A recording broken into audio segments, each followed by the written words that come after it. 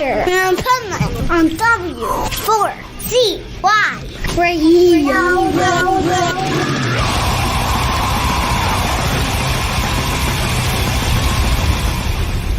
Wake up, America! It's time for the adventures of Pipeman on W4CY.com, West Palm Beach's #1 internet radio station.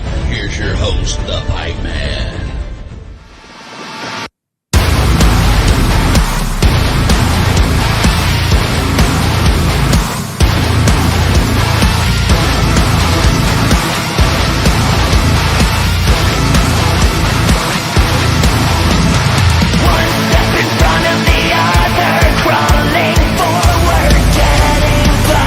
This is the Pipeman here on the Adventures Pipeman W4CY Radio, and I'm very excited because I have a return guest from one of my favorite bands, and we have some very exciting news to share. So let's welcome Diamond from TETRARCH. How are you? I'm doing awesome. How have you been? I've been great. You know, I just got done being on tour of festivals since like April. Nice. That is the best thing to be on. So, right? I'm jealous, honestly. Yeah. Now, I thank God I have interviews remotely today, or else I wouldn't know what to do. You know how that is. You know, you get off of doing that, and it's like you get home and you think, I get home and I can relax, and then you're like, no. What do I do? Exactly. But hey, I feel like you would figure it out. So yeah, there you go. I'm glad you get some time at home. There it is. So Jackson Guitars. Wow. Mm-hmm. That's super exciting. And there you are right behind me. That's me. So tell us how this happened. First of all, how did you connect with Jackson Guitars? Yeah, so my story and journey with Jackson is probably different than a lot of people who like have played Jackson since they were kids, and just, you know, mine started basically I play EVH amps, and my rep at EVH is also my rep at Jackson. So for some years he had just been wanting me to try Jacksons. I was very happy with where I was, so you know there was no urgency for me to do so. But, you know, he would periodically just ask me like, hey, do you want to check out some Jacksons? Can I send you some to play? Blah, blah, blah. And so, like I said, I didn't have a big sense of urgency about it, but they came to me a couple years ago with an idea that they had, and it was something really cool, and like, which ended up being the signature, but it aligned very much with, you know, something that I've always wanted as a player.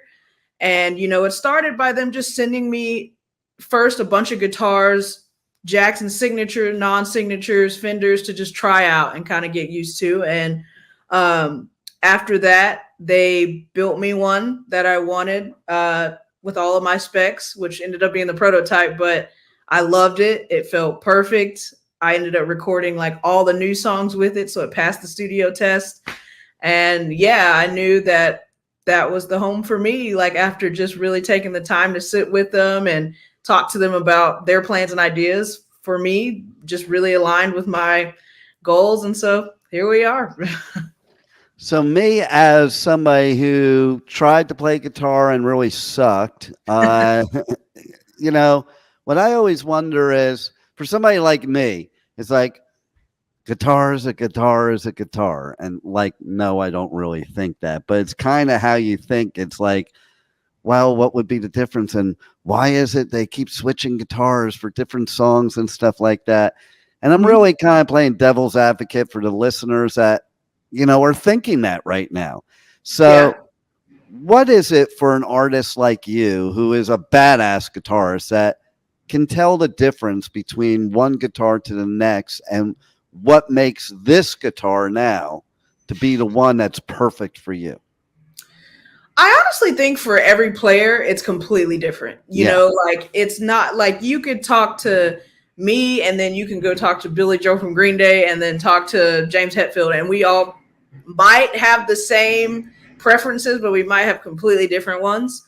For me, I know I need a guitar that's like a workhorse, you know? And I feel I've always had that, but a guitar that's a workhorse that like I can take on the road and I don't have issues with it all the time. You know, I do have a tech, luckily. So sorry, there's a trash truck outside, but I do have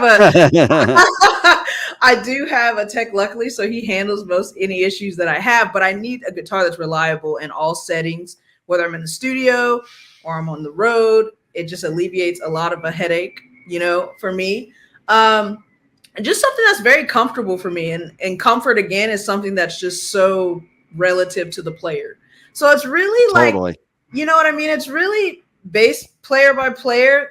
You can ask one player and it's something completely different. For me, it's just workhorse. It has to be good quality workhorse guitar.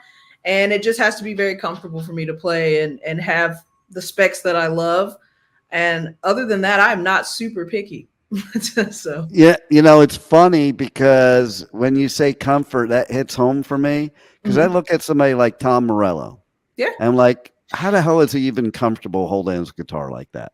You know, it's like, I'm like, if I were doing that would not be comfortable. I'd want it like down low. I don't want my arms up like this. I want it down low where I would be able to strum it easily to me. Yeah. You know, so it's like, I feel that so much. It's like, and everybody's body is different too. So, you know, what might be comfortable for you may not be comfortable for me, or, you know, like you mentioned, Hetfield, he's a pretty tall dude, you know, so it's like, that would be even a difference, you know, for me, I'm not a tall dude, so that might not work for me. And I always think of like Morello, I'm thinking, well, maybe his guitar's that high is because he's a little taller, so he needs, but that's not really the case. It's just what you're comfortable with. Yeah, because I like, and especially even when I started, I used to play my guitars like down to my knees, you know, and now it's come up a little bit since then, but I still play it pretty low. And when I see guys with it like up at their chest, I'm like, oh God, I just couldn't. I feel like I can't rock out and look cool with it up that high. But those guys are probably like, she probably can't play tight enough with it down that low. So like we all, you know, we all just give or take some. You might look a little way cooler, but maybe you're not as like technically sound. You know, who knows? Yeah. I don't know. But it just depends. No doubt. And so basically, would you say this new guitar is just basically all 100% you? Absolutely. I say that a lot. Like some guitar players, when they make a signature, if they get the opportunity, it's like they make this guitar that has all this stuff that they've just always wanted to try. For me, I just knew if it had my name on it, it needed to be a guitar that was just 100% me, what I've been playing, what I tour with, what I track with in the studio, and what's comfortable for me, so that anyone who picks it up, they know they're getting what I love and, you know, what I prefer to play. And that's what I did with this guitar. Like everything from the pickups to the shape of the neck to the weight of the guitar. It's heavy compared to a lot of guitars, but I wanted it to be heavy. I like heavy guitars. So everything like that is just very, very diamond. And that was the goal. Nice. And so what does it feel like to become the first female Jackson signature guitar artist and first African-American female signature artist in heavy music? I mean, super cool, you know, like it all happened by me just being diamond and being driven by passion of loving heavy music and loving guitar since I was so young, since I was 11 years old. It wasn't something that, you know, like you'll see a couple of people get mad online. There's always trolls, but they'll get mad and be like, this is woke or something like that. And I'm I literally have just been playing guitar since I was 11. I love Korn and Slipknot and Metallica, and I just wanted to be like those guys. And so here we are today, and it's really cool to have accomplished that by just doing what I love, you know, and now I feel like I can inspire other people to like not worry about all the extra stuff. Just do what you love, and like people will pay attention at some point. So it's just very cool. It's a really, and there's always going to be haters, especially in social media. So the best advice I could give anybody is disregard those comments, because most of those people are just doing it just to do it. It's not even their opinion, you know. No, like it's really funny too. I say it to people a lot. Like a lot of these guys, like if you show that, like I think they feel like, no, they're not even reading this. But if you like comment back and you're like, yo, dude, like I hate you feel that way, but appreciate you taking the time to check it out. They usually write back and they're like, oh no, I was just messing around. Like I didn't, usually they like backtrack. Yeah. Some stick to their guns, but most of them end up backtracking, and that just lets you know they're just doing it just for attention. They're bored in their parents' basement. I don't really know, but it kind of reminds me of being a kid, and my brother used to tease me, and I'd go right to my mother, and she's like, "Just ignore him, and he won't want to do it." Yeah, pretty much. Yeah. Exactly. So, and then I also want to talk about real quick too that you released your first new single in 3 years. Mm-hmm. That's way cool. Yeah. Tell us a little bit about that song. Yeah, so it's called Live Not Fantasize. We've been in the studio for about a year. So it feels good to finally get the single out, but it's really cool. I feel like it is 100% TETRARCH, but there were some cool things we did in it. Like we pushed some of the industrial elements in it, which was really cool and fun. And just the guitar solo in it, I loved. I had a really fun time writing.